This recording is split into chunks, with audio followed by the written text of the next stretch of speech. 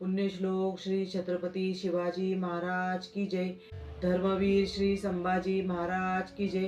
भारत माता की जय। हिंदू धर्म की जय।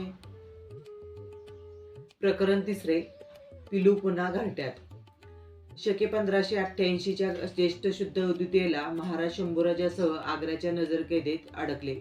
शंभूराजांचा 9वा वाढदिवस बंदीखान्यातच साजरा करावा लागला. हा म्हणता स्वराज्यात ही भीषण वार्ता जाऊन धडकली. स्वराज्य पार काळवंडून गेलं. जिजाऊसाहेबांचे तर प्राणकंठाशी आली. त्यांची वंशवेलच नष्ट होण्याचा धोका उत्पन्न झाला होता. तुबाच्या आणि लहानग्या बाळराजांच्या चिंतेपायी त्यांना अन्न गोड लागेना. स्वराज्य संरक्षणाचं कर्तव्य पार पाडित असतानाच पुत्राच्या आणि नातवांच्या सुटकेसाठी अनेक व्रतवैकल्य त्यांनी सुरू केली. श्री गजानन पाण्यात उभा करून ठेवला. ज्येष्ठ मास संपला. आषाढ वाढत्या चिंतेत सरला. अजून कोंडी फुटत नव्हती. औरंगजेब महाराजांना ठार मारण्यासाठी योग्य संधी पाहत होता, तर महाराज कैदेतून निसटून जाण्यासाठी उपाय शोधत होते. अखेर जगदंब कृपेने मार्ग सापडला. एक अपूर्व कल्पना महाराजांच्या मनात स्फुरली. जन्माष्टमीचे दिवस होते. भगवान श्रीकृष्णासारखं आपणही पेटाऱ्यातून निसटून जावं असं महाराजांना वाटू लागलं. पण ही कल्पना कितीही चांगली वाटली तरी अंमलात आणणं सोपं नव्हतं.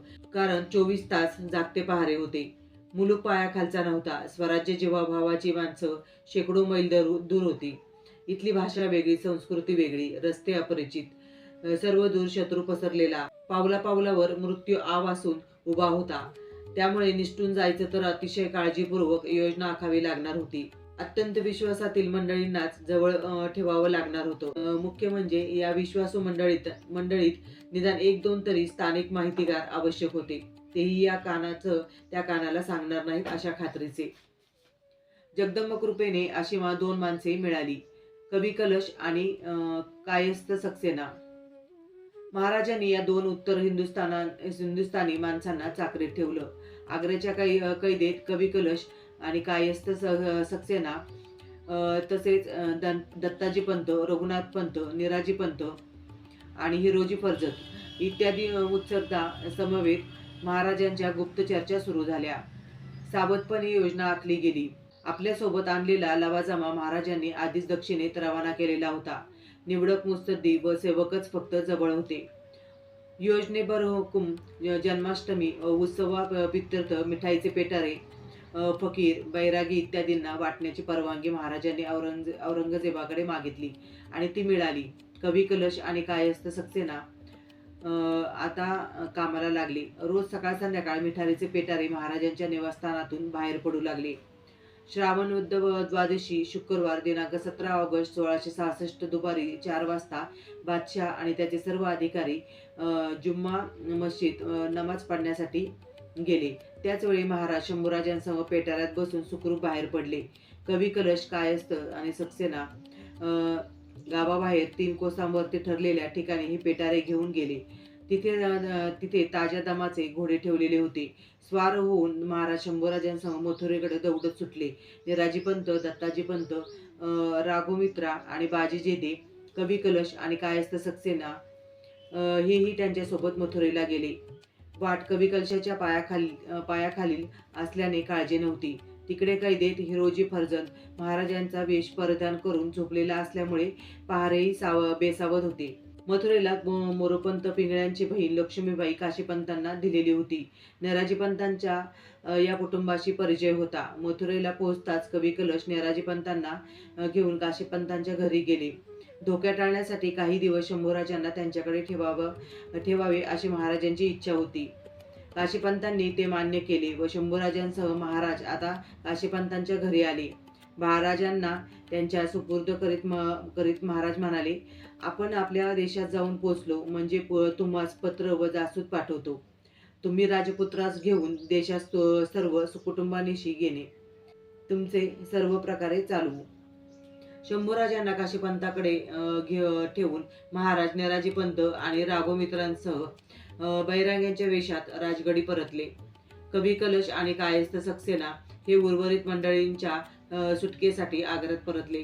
पण घात झाला. एव्हाना महाराज निसटून गेल्याची बातमी आग्रा शहरात सर्वदूर पसरली होती. त्र्यंबकपंत त्र्यंबकपंत, रघुनाथपंत, हिरोजी फर्जत आणि मदारी मेहतर आग्र्याला गुप्त ठिकाणी दडून बसलेले होते. तेथून कवी कलश व कायस्थ सक्सेना त्यांना सीमेपार करणार होते. पण महाराज निसटून गेल्याची वार्ता बादशाला कळताच शहराची पूर्ण नाकेबंदी करण्यात येऊन कसून झडती घेणं सुरू झालं होतं. कवी कलश आणि कायस्थ सक्सेनासह महाराजांची सर्व माणसे पकडली गेली. त्यांना ताबडतोब बेड्या घालून बंदीखान्यात टाकण्यात. वरकलदासानं कवी कलशाचा स्पष्ट उल्लेख आपल्या मिर्झा राजांना पाठविण्यात पत्रात केला आहे. तो म्हणतो, कवी कलश आणि कायस्थ सक्सेना या शिवाच्या 2 चाकरांना पकडून बेड्यात ठोकल्या होत्या, कैदेत ठेवले होते. पकडलेल्या मंडळींचा औरंगजेबाने भयानक छळ मांडला. त्यांच्या उघड्या अंगावरती आसोडाचे फटके मारले, राखेचे तोबरे दिले, पण कुणीही रहस्याचा भेद केला नाही. विशेष म्हणजे कवी कलशही शेवटपर्यंत फुटला नाही. शंभूराजे मथुरेला असल्याचं त्यांना या कानाचं त्या कानाला कळू दिलं नाही. कवी कलशाच्या शंभूराजांशी प्रामाणिक सेवक म्हणून अशा प्रकारे वयाच्या 9व्या वर्षीच संबंध आलेला आहे. याच कवी कलशाला पुढे कबची कलुषा म्हणून संबोधित केलं गेलं. महाराज निर्विघ्नपणे राजगडी पोहोचले. तेथे पोहोचताच त्यांनी शंभूराजे वाटेतच मृत्यू पावल्याची अफवा हेतू परस्पर पसरून दिली. ही खरी वाटावी म्हणून राजगडावरती शंभूराजांचं श्राद्धही उरकण्यात आलं. जिवंतपणेच आपलं श्राद्ध वडिलांनी उरकून टाकलेलं शंभूराजांना पाहायला मिळालं. आपलं मरण आपल्याच डोळ्यांनी पाहण्याचा हा प्रकार आगळाच. शंभूराजे वाटेतच मृत्यू पावल्याची वार्ता पसरल्याने उत्तरेत त्यांचा शोध घेण्याचं मोगली कार्य आपोआपच थंडावलं. त्यामुळे शंभूराजे सुखरूप राजगडावरती येऊ शकले. राजगडावरती पोहोचताच महाराजांनी मथुरेला जासूद रवाना केले. कृष्णाजी पंत, लक्ष्मीबाई, त्रिमलपंत पिंगळे बाळराजांना घेऊन दक्षिणेकडे यायला निघाले. महाराज जिजाऊ साहेब स्वराज्याचे कारभारी राणीवासा अवघेच उत्सुकतेने शंभूराजांच्या वाटेकडे डोळे लावून बसलेले होते. जिजाऊ साहेबांना तर एक पळ कठीण वाटत होता. आधीच काळजीने खळगलेल्या आऊसाहेबांना शंभूराजांच्या निर्विघ्न आगमनासाठी पुन्हा उपास-तपास सुरू केले होते. आणि तो सोनियाचा दिवस उगवला.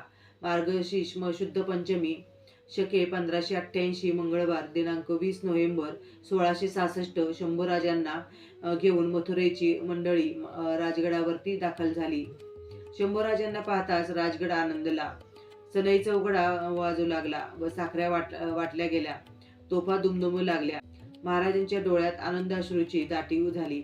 उचंबळलेल्या मनात त्यांनी शंभूराजांना पुन्हा पोटीशी धरलं. सावत्रमातांनी शंभूराजांवरून तुकडा आणि मीठ मोहरी ओवाळली. सगळेच घाईवरून गेले होते. पाली दरवाजा ओलांडून शंभूराजे राजवाड्याजवळ आले.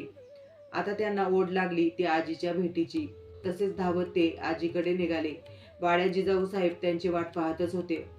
शंभूराजे त्यांना बिलगले व शंभूराजांच्या मस्तकावरती जिजाऊ साहेबांच्या आनंदाश्रूचा अभिषेक सुरू झाला. शंभूराजे सुखरूप परतल्याप्रित्यर्थ राजगडावरती पुन्हा दिवाळी साजरी होऊ लागली. महाराजांनी आणि जिजाऊ साहेबांनी अपार दानधर्म केला. कृष्णाजी पंतांना विश्वासराव किताब देऊन गौरवलं. त्यांना 1 लाख रुपये बक्षीस दिले. मातोश्री लक्ष्मीबाई आणि त्यांचे वडील तिमालपंत यांनाही प्रत्येकी 50,000 रुपये महाराजांनी बक्षीस दिले. राजगड आनंदाच्या डोहात न्हाऊन निघत होता आणि ते स्वाभाविकच होतं. शंभूराजांचा एकार्थी पुनर्जन्मच झाला होता. त्यांचं श्राद्ध उरकल्यामुळे अवघ्यांच्या मनाला नाही म्हटलं तरी चुटपुट लागून राहिली होती.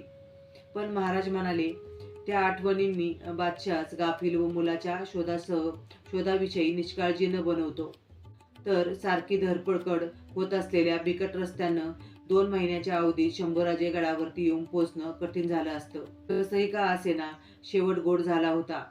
श्री भवानीनं संरक्षणून स्वास्तिक्षेम आणले होते. 8.5 महिन्याच्या प्रदीर्घ काळात शंभूराजे केवढे प्रौढ झाले होते. अनुभव समृद्ध झाले होते. मृत्यूच्या पाशातून निसटून पिलू आपल्या घरट्यात सुखरूप परतलं होतं आणि नियती हारली होती. पुण्यश्लोक श्री छत्रपती शिवाजी महाराज की जय. धर्मवीर श्री संभाजी महाराज की जय.